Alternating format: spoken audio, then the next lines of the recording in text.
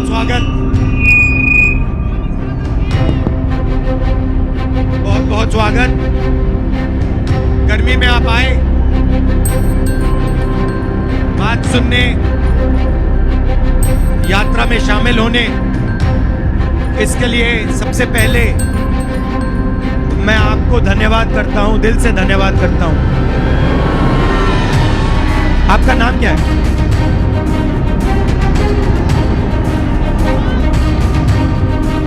आपका नाम क्या है? विलेश भाई, क्या करते हो आप?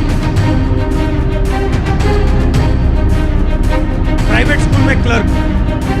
आप क्या काम करते हो? किसान हो। किस चीज की खेती करते हो? किस चीज की खेती करते हो?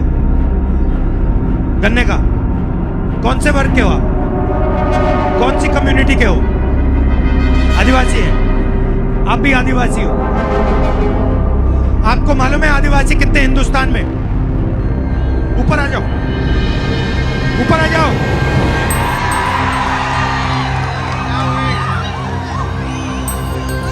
चलो भैया, घबराना नहीं है,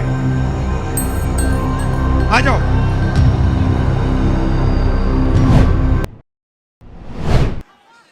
जो इस देश को रोजगार देते हैं, सही, जो बड़े अरबपति होते हैं, अदानी जैसे, वो इतना रोजगार नहीं देते। रोजगार छोटे व्यापारी देते हैं। वो आए और वो मुझे कहते हैं, राहुल जी, नोटबंदी और जीएसटी ने हिंदुस्तान के स्मॉल और मीडियम बिजनेस चलाने वाले लोगों को, टेक्सटाइल इंडस्ट्री को, डायमंड इंडस्ट्री को खत्म कर दिया। तो मैंने उनसे पूछा कि ये जो नोटबंदी हुई, जो जीएसटी लागू की गई, इसका लक्ष्य क्या था?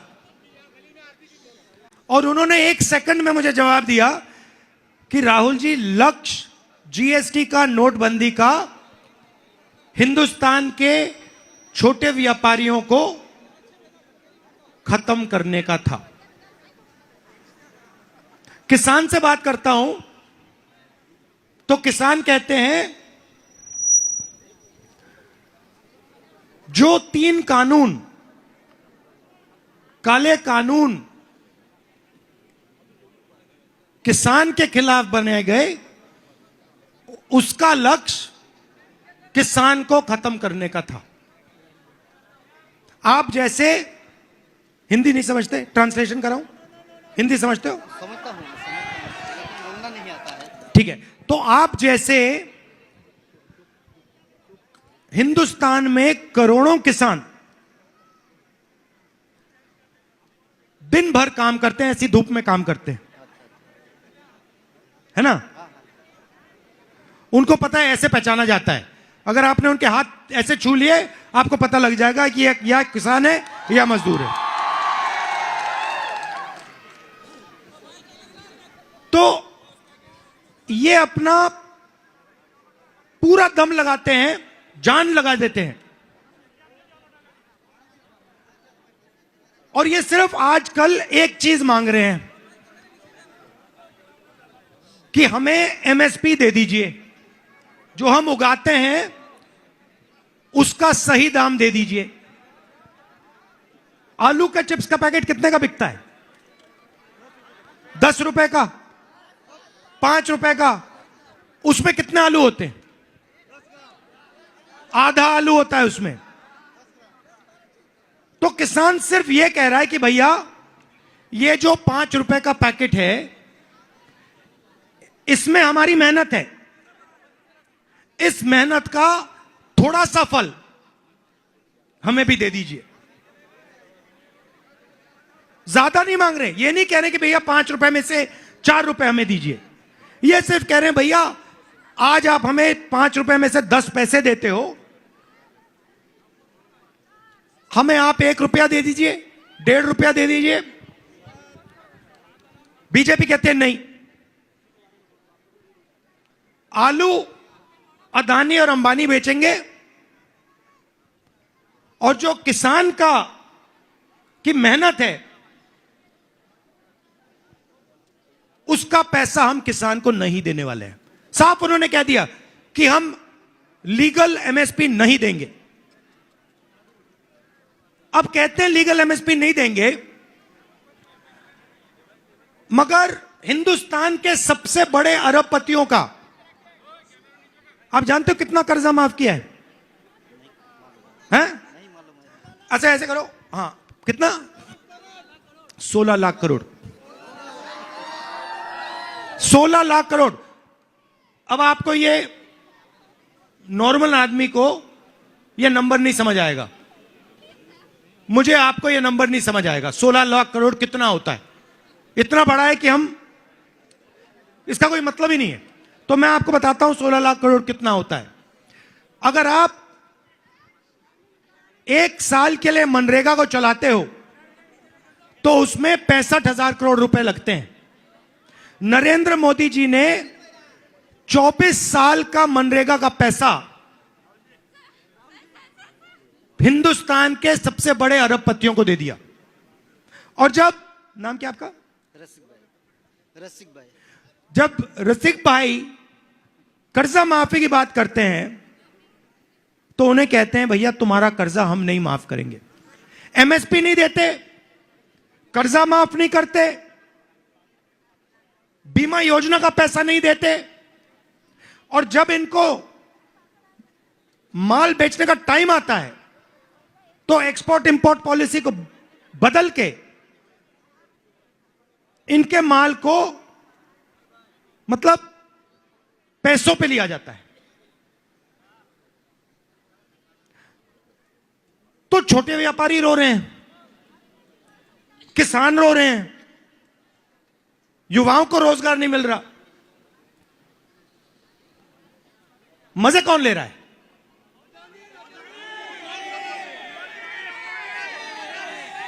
आप कोई भी बिजनेस देख लो, कोई भी बिजनेस आप देख लो, डिफेंस का देख लो, सोलर पैनल का देख लो, पावर का देख लो, ड्रोन का देख लो। अरे भाई जोर से बोलो, ड्रोन का देखो, अदानी। जहां भी आप देखो इस देश में आपको अदानी दिखेगा। एनडीटीवी किसका है? ये जो मीडिया वाले हैं, आपने कभी मीडिया पे किसानों के मुद्दे देखे? कभी देखा आपने कि भैया गन्ने के दाम की बात हो रही है, एमएसपी की बात हो रही है? नहीं दिखेगा, दाम नहीं मिलता। आपका नाम क्या है? आप क्या करते हो? करते क्या हो? आप भी आ जाओ।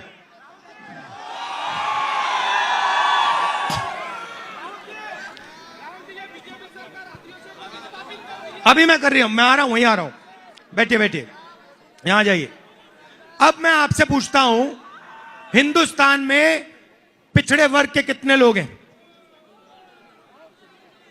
बहुत सारे नहीं, कितने? कितने प्रतिशत? इधर आ जाओ भाई, गिर मत जाना, फिर प्राइवेट अस्पताल में जाना पड़ेगा।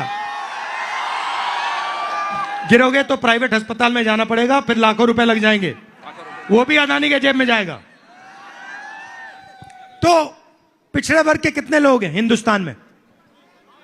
आपको यह मालूम होना चाहिए। 50%। आदिवासी कितने? 8%। दलित कितने?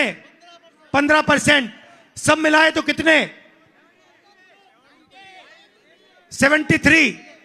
73%। ठीक है, 73% में 73% आबादी में से मीडिया के मालिक कितने? 0। हिंदुस्तान के 200 सबसे बड़े बिजनेस की लिस्ट निकालो, उनके मालिकों की लिस्ट निकालो, उनके सीनियर मैनेजमेंट की लिस्ट निकालो, उसमें से 73% के कितने? 0। दिल्ली को 90 ब्यूरोक्रेट चलाते हैं, आईएएस अफसर हैं, बजट बांटते हैं, सड़क का पैसा, रेलवेज, डिफेंस का पैसा, सब ये बांटते हैं।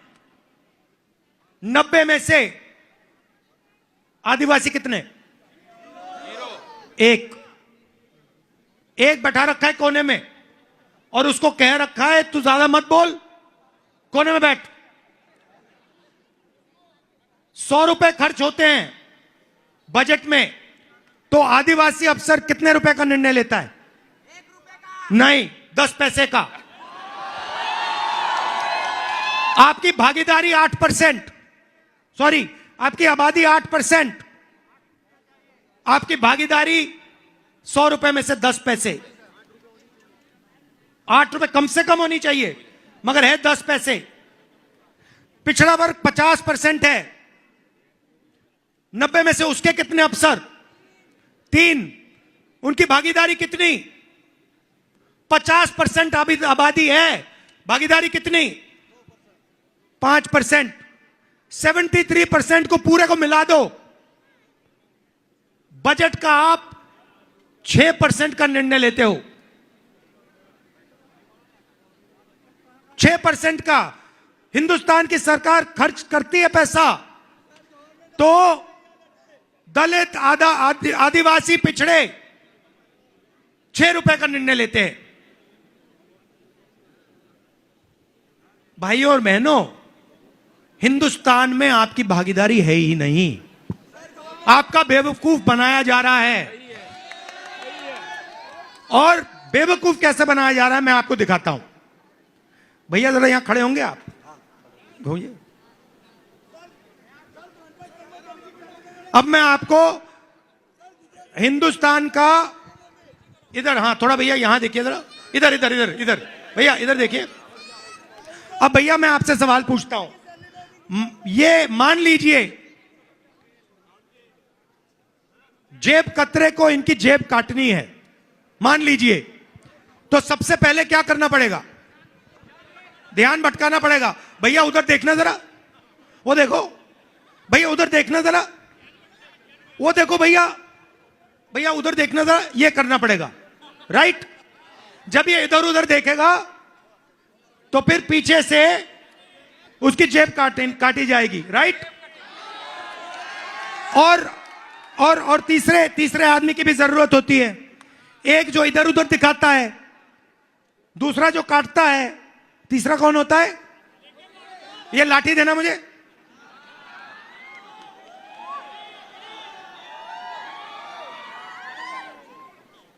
ये झंडा उतार दो इससे अभी। ये तीसरा जो होता है, ये ऐसी लाठी लिए खड़ा होता है। क्यों? अगर इस बेचारे ने कुछ किया तो इसको लाठी लगेगी, राइट? तो ध्यान कौन भटकाता है? मोदी। देखो भैया, सी प्लेन की ओर देखो, देखो भैया, मैं समुद्र के नीचे चला गया। देखो भैया, वो चाइना की ओर देखो, देखो भैया, पाकिस्तान की ओर देखो, देखो भैया, थाली बजाओ, मोबाइल फोन चलाओ, ये इनका काम है। पीछे से अदानी जी आते हैं, पता भी नहीं लगता, आप उधर ऊपर ऐसे देखते हो, वो पीछे से ठक, जीएसटी का पैसा गायब हो जाता है। और साइड में Amit Shah, CBI, ED, income tax department लिए देखते रहते हैं। और नुकसान किसका होता है? आ जाइए अजय, नुकसान किसका होता है? आपका होता है। तो अब आप मुझसे कहोगे भैया रास्ता कहां है? आप कहोगे भैया आपने किसान की बात कर दी, रास्ता नहीं दिया। आपने रोजगार की बात की, रास्ता नहीं दिया। मैं आपको रास्ता देने आया हूं। सबसे पहले दो काम करने हैं। पहला काम जाति जनगणना। इससे हिंदुस्तान के हर नागरिक को यह पता लग जाएगा कि इस देश में पिछड़े कितने हैं, गरीब जनरल कास्ट के कितने हैं, आदिवासी कितने हैं, सब कुछ पता लग जाएगा। और उसके बाद आर्थिक सर्वे, मतलब इनको पता लग जाएगा कि हिंदुस्तान का जो धन है उसमें से मेरे समाज के हाथ में इतना आ रहा है। हिंदुस्तान की जो संस्थाएं हैं, चाहे वो ब्यूरोक्रेसी हो, चाहे वो सेना हो, चाहे वो जुडिशरी हो, चाहे वो मीडिया हो, सबको पता लग जाएगा भैया मेरे जैसे लोग मीडिया में इतने हैं, सबसे 200 बड़ी कंपनी में पिछड़े इतने हैं, दलित इतने हैं, आदिवासी इतने हैं, दूध का दूध पानी का पानी हो जाएगा। आपको सब पता लग जाएगा। इसके बाद आप अपना हक मांग पाओगे। आज आप अपना हक ही नहीं मान सकते क्योंकि आपके पास डेटा ही नहीं, आप जानते ही नहीं हो। आपको यह नहीं मालूम, मैंने आपसे पूछा आदिवासी कितने, आपको नहीं मालूम, दलित कितने, आपको नहीं मालूम, मीडिया में कितने, आपको नहीं मालूम। हाई कोर्ट में 650 जज हैं, हिंदुस्तान के सब हाई कोर्ट्स में। आदिवासी कितने हैं? मालूम नहीं आपको, आपको मालूम ही नहीं, किसी को मालूम नहीं, वो आपको बताना नहीं चाहते। अदानी आपको बताना नहीं चाहता। जो सच्चाई मैं आपको बताता हूं कि हिंदुस्तान में 22 ऐसे लोग हैं जिनके पास हिंदुस्तान के 70 करोड़ लोगों जितना पैसा है, जितना 50% पॉपुलेशन के पास पैसा है। इनको मिला दो, आप सबको मिला दो, 70 करोड़ लोगों को इस साइड खड़ा करो, उतना ही पैसा 22 लोगों के पास है। 22 लोगों के पास इस जीप पे खड़े हो जाएंगे। एक तरफ 70 करोड़ किसान, मजदूर, बेरोजगार युवा, और दूसरे तरफ ये 22 लोग। कर्जा माफ किसका होता है? 22 का। 16 लाख करोड़ रुपए उनका माफ होता है। फसल बीमा योजना का पैसा कहां जाता है? उनके पास जाता है। पब्लिक सेक्टर को प्राइवेटाइज करते हैं, कहां जाता है? उनके पास जाता है। तो जाति जनगणना से, इकोनॉमिक सर्वे से ये साफ हो जाएगा। आपको पता लग जाएगा भैया ये 22 लोग हैं। आपने ये शर्ट खरीदी, कितने की खरीदी? 200 रुपये की। 200 की। इसमें आपने जीएसटी कितनी लगाई? देखो, शर्ट खरीद ली, जीएसटी नहीं मालूम। अच्छा एक बात बताओ, अगर यही शर्ट गौतम अदानी खरीदता तो वो आपसे ज्यादा जीएसटी देता या आपसे कम? मालूम ही नहीं आपको। आप कौन सी दुनिया में हो भाई? कम नहीं, ज्यादा नहीं, जितनी आप देते हो उतनी जीएसटी वो देता। मगर आपकी आमदनी क्या है? आपकी आमदनी क्या है? महीने का कमाई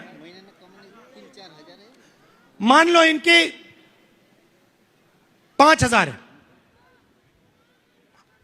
28% जीएसटी इन्होंने दी, और उसकी लाखों करोड़ रुपए की आमदनी है, वो भी उतना ही दे रहा है। अगर अंबानी यही शर्ट खरीदे तो जितनी जीएसटी मेरे भाई ने दी है उतनी जीएसटी वो देगा। वो अरबपति है, ये खेती कर रहा है। ये अन्याय नहीं है तो क्या है ये? और आप लोगों को मालूम ही नहीं है। आपको मालूम नहीं कि आप जीएसटी कितनी दे, ठहर जाओ, आपको मालूम नहीं कितनी जीएसटी देते हो। ये जाति जनगणना से ये आपके सामने आ जाएगा पूरा। तो ये क्रांतिकारी काम है। इस काम को पूरा करने के लिए आप सब लग जाइए, हमारे साथ खड़े हो जाइए, इसको हम करके दे देंगे। सच्ची राजनीति उसके बाद शुरू होगी।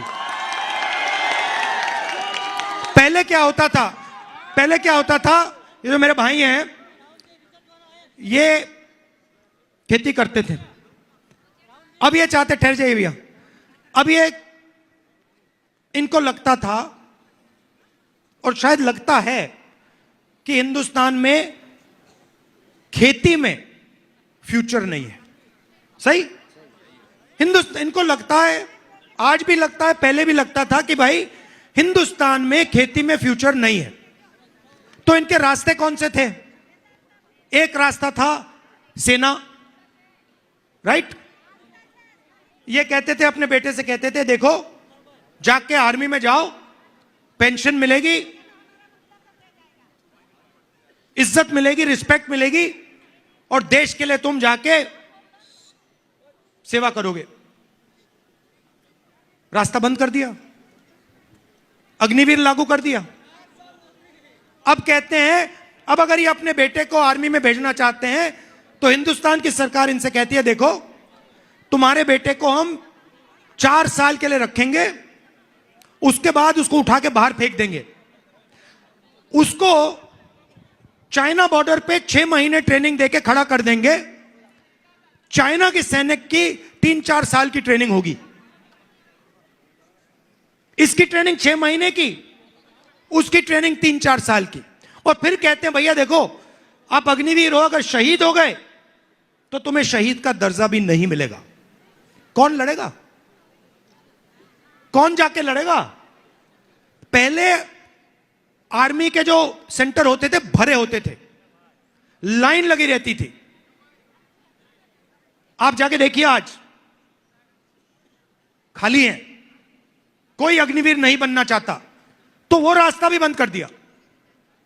दूसरा रास्ता पब्लिक सेक्टर का था, BHEL, HAL, वहां पे आपके बेटे जा सकते थे, बेच दिया। किसको बेचा? उन्हीं 22 लोगों को, उन्हीं 22 को। पहले हथियार पब्लिक सेक्टर बनाती थी। नैट एयरक्राफ्ट का नाम सुना होगा आपने, पाकिस्तान के खिलाफ जब लड़ाई हुई थी उसने लटा दिया था उनको, वो HAL ने बनाया था। उनसे सारे के सारे कॉन्ट्रैक्ट लेकर वो उन्हीं 22 लोगों को दे रहे हैं। अदानी डिफेंस, रिलायंस डिफेंस, उन सबको दे रहे हैं। और जहां भी आप देखोगे, अगर आप छोटे व्यापारी हो, मजदूर हो, किसान हो, आपके सारे रास्ते एक के बाद एक बंद हो रहे हैं। पहले पब्लिक स्कूल हुआ करते थे, पब्लिक अस्पताल हुआ करते थे। आज अगर आपको चोट लगे, लाखों रुपए निकालो, उन्हीं 22 लोगों के पास जाएंगे। बच्चों की शिक्षा करवानी है, प्राइवेट कॉलेज यूनिवर्सिटी में जाओ, मालिकों के नाम देखो, वही 22 लोग हैं। तो यह मैं आपसे कहना चाह रहा था कि आपको अपने हक की लड़ाई लड़नी है। अच्छा, इस साइड भी देख लेता हूं, सॉरी, गलती की, इस साइड भी देखना था। तो यह मैं आपसे कहना चाह रहा था, ये जो एक तरफा काम किया जा रहा है कि सारा का सारा काम 22 लोगों, मैडम ठहर जाइए, 22 लोगों के लिए किया जा रहा है, 50 लोगों के लिए किया जा रहा है, ये देश के लिए अच्छा नहीं है, इससे देश कमजोर हो रहा है। तो ये मैं आपसे कहना चाह रहा था। आपने इतने प्यार से मेरी बात की और आपने मेरी मदद की।